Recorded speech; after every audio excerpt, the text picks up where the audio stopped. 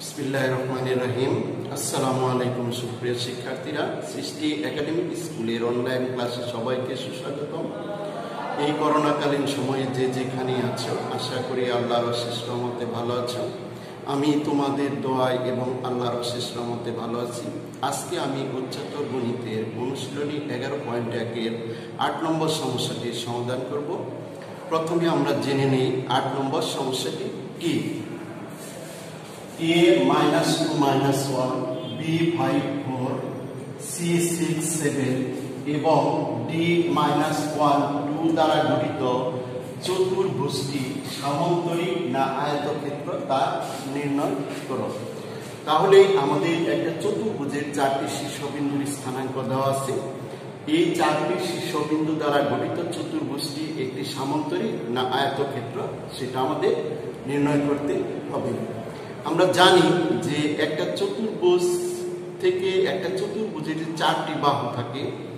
আমরা কি করব, এই 4টি বাহুর দৈর্ঘ্য প্রথমে বের করব এবং চতুর্ভুজটির যে কর্ণ দুইটা আছে সেই কর্ণ দুইটার দৈর্ঘ্য আমরা বের করব। এই 4টি বাহুর দৈর্ঘ্য এবং কর্ণ দুইটির দৈর্ঘ্য বের করার পর আমরা যদি দেখি যে এই চতুর্ভুজের যে 4টি বাহুর দৈর্ঘ্য বের করছি, এই চতুর্ভুজের বিপরীত বাহুগুলোর দৈর্ঘ্য পরস্পর সমান এবং কর্ণ দুইটা যদি পরস্পর সমান হয় তাহলে সেটা হবে আয়তক্ষেত্র। আর যদি চতুর্ভুজের বিপরীত বাহুগুলো পরস্পর সমান কিন্তু কর্ণদ্বয় পরস্পর সমান নয়, সেই ক্ষেত্রে সেটা হবে সামান্তরিক। তাহলে আমরা জানলাম যে কখন আয়তক্ষেত্র এবং কখন সামান্তরিক হবে। আমরা গ্রাফ পেপারে আমাদের এই বিন্দুগুলোর অবস্থান নির্দেশ করে যোগ করে চতুর্ভুজটি অঙ্কন করতে হবে। আমি এখানে যেহেতু গ্রাফ বোর্ড নাই, এই বোর্ডে আমি দেখো অঙ্কন করতেছি। x ও x প্রাইম, y ও y প্রাইম। তাহলে এখন আমরা আমাদের বিন্দু a দেওয়া আছে -2 -1, মাইনাস হচ্ছে এই দিকে 2 ঘর, সে এইখানে 1 ঘর। তাহলে এটা হচ্ছে a, আমাদের a বিন্দু হচ্ছে -2 -1। তাহলে এই বিন্দু b বিন্দু হচ্ছে 5 4, এদিকে 5 ঘর করে হচ্ছে 4 ঘর, যে এইটা হচ্ছে আমাদের b বিন্দু 5 4। এরপরে c বিন্দু হচ্ছে 6 7, এটা এক ঘর বেশি আর 3 ঘর এরকম একটা জায়গা আসলো। c হচ্ছে আমাদের 6 7 এবং d হচ্ছে -1 2, তাহলে -1 এইদিকে আর 2টা হচ্ছে সে এরকম একটা জায়গায় আসবে, এরকম একটা জায়গায় হচ্ছে আমাদের d। d হচ্ছে -1 2। তাহলে এখন আমরা ab bc cd এবং ad বিন্দুগুলো যোগ করে আমরা একটা চতুর্ভুজ পাবো। দেখো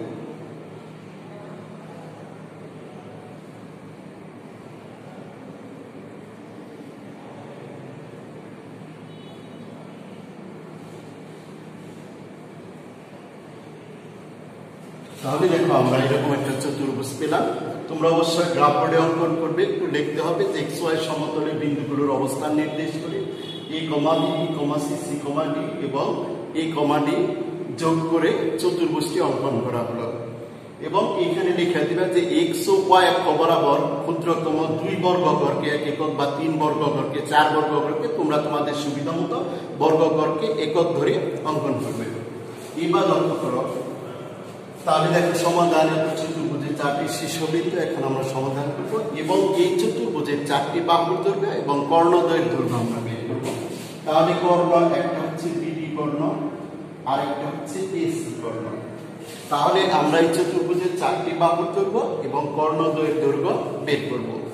লক্ষ্য করো, তাহলে প্রথমে আমরা বের করতেছি এবি বাহুর দৈর্ঘ্য। এবি বাহুর দৈর্ঘ্য,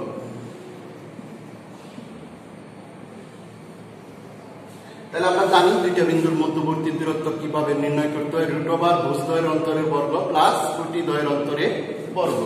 তাহলে এ বি, এটা লক্ষ্য করো, দ্বিতীয় বিন্দু থেকে আমি প্রথম বিন্দু বি করতেছি। তাহলে 5 -2, অর্থাৎ এখানে মাইনাস আছে, তাহলে মাইনাস নিচে প্লাস হয়ে গেল। দেখো 5 + 2 তার হোল স্কয়ার প্লাস 4 -1, মাইনাস ছিল এটা মাইনাস নিচে প্লাস হয়ে গেল, এত ইকুয়াল। তাহলে দেখো এটা হচ্ছে 7 তাহলে 5 প্লাস 2 7 7 এর বর্গমূল হচ্ছে 49 প্লাস 4 প্লাস 1 হচ্ছে 5 5 এর বর্গ হচ্ছে 25 is equal to root over 74 equal. তাহলে আমরা এবি বাহুর দৈর্ঘ্য পাইলাম। এবার বের করব বিসি বাহুর দৈর্ঘ্য। দেখো বিসি বাহুর দৈর্ঘ্য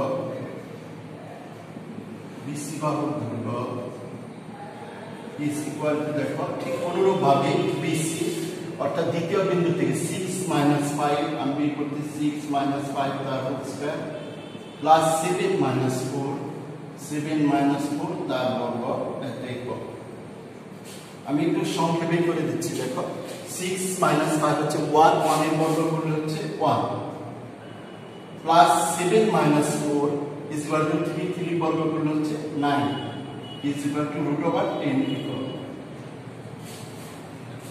এবার দেখো আমরা পেলাম এসি বিসি সিডি বাহুর দৈর্ঘ্য আমরা বের করব। সিডি বাহুর দৈর্ঘ্য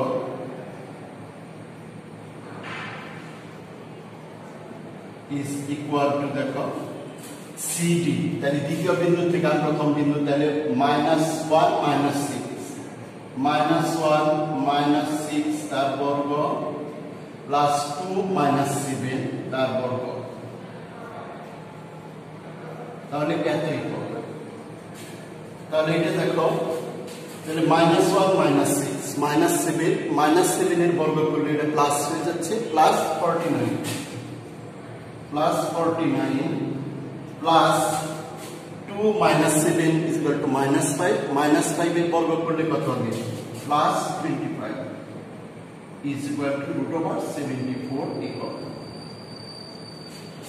এবার দেখো AD বা DA বাহুর দৈর্ঘ্য AD বাহুর দৈর্ঘ্য আমরা দেখি AD বাহুর দৈর্ঘ্য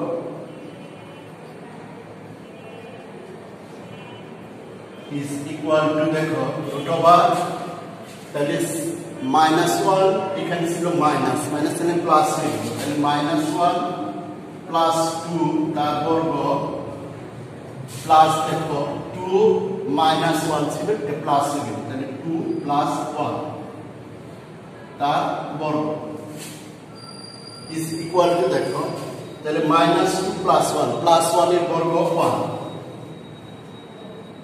প্লাস 2 প্লাস 1 হচ্ছে 3 3 বর্গ হচ্ছে 9 is equal to root over 10 বর্গ।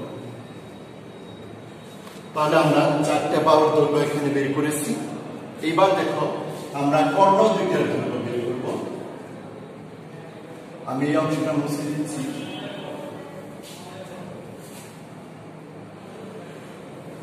তাহলে আমরা চারটি বাহুর দৈর্ঘ্য বের করছি। এবার লক্ষ্য করো কর্ণ দুইটার দৈর্ঘ্য বের করব। তাহলে কর্ণ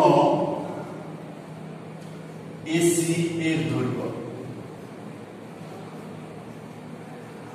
কর্ণ এসি এর দৈর্ঘ্য দেখো তাহলে লক্ষ্য করো এসি এটার দৈর্ঘ্য তাহলে শেষ বিন্দু অর্থাৎ এটা হচ্ছে দ্বিতীয় বিন্দু 6 -2 -7 প্লাস হয়ে গেল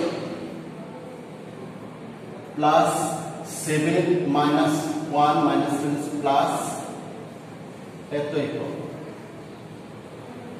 একবারে লিখে দিই। দেখো তাহলে এটা সমান এটা হচ্ছে 6 প্লাস 2 কত হলো 8 8 এর বর্গ কত 64 প্লাস এখানেও 7 প্লাস 1 কত হলো 8 8 এর বর্গ করলে কত হবে 64 is equal to 128 4 6 2 12 is equal to তাহলে 8 into √2 একক 8 into √2 হলো এত একক। এটা আমি নিচে লিখে দিচ্ছি দেখো তাহলে এটা আসলো 8 into √2 একক।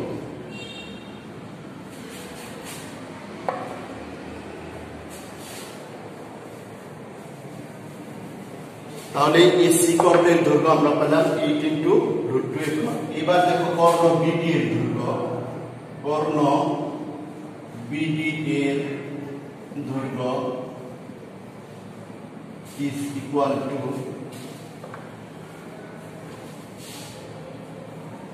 তাহলে আমরা এবি পাইছিলাম √74 তাহলে দেখো একটু নিচে লিখে দেই কর্ণ বিডি এর দৈর্ঘ্য, কর্ণ বিডি এর দৈর্ঘ্য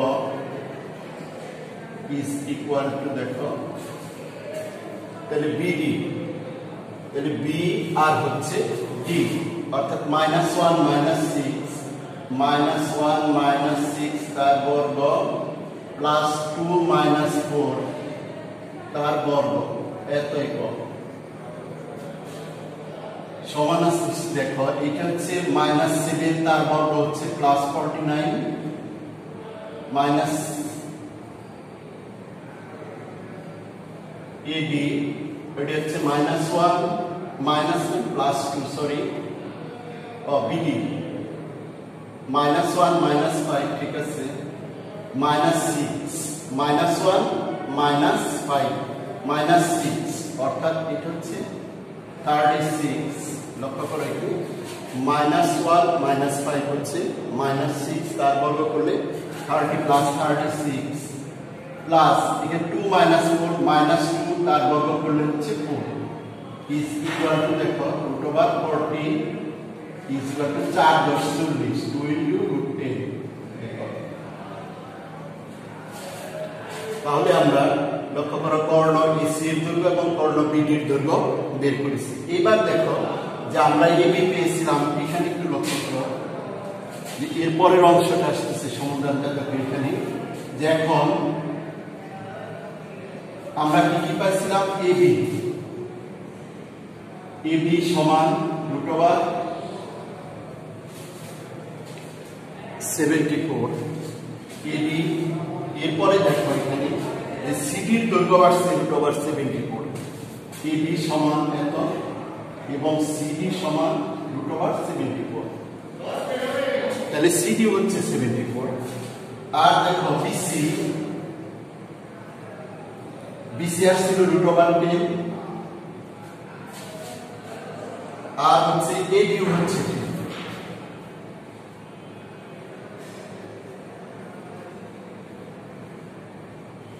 তাহলে এডি হচ্ছে √10, তাহলে এই চারটাই কিন্তু সমান হচ্ছে।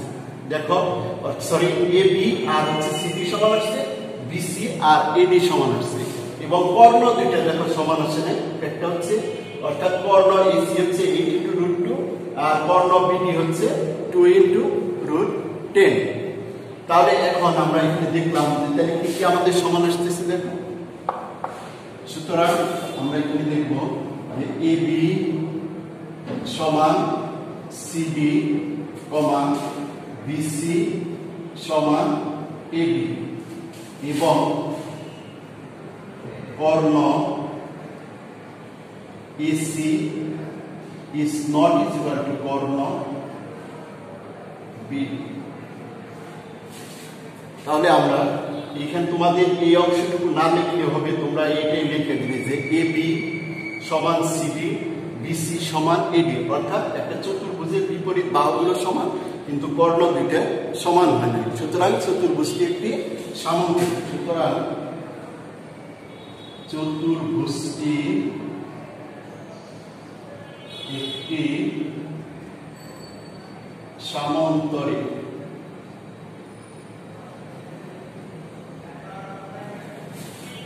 তাহলে চতুর্ভুজটি একটি সামন্তরিক। সুপ্রিয় শিক্ষার্থীরা, সবাইকে ধন্যবাদ জানিয়ে আজকের মতো এখানেই শেষ করছি। আসসালামু আলাইকুম।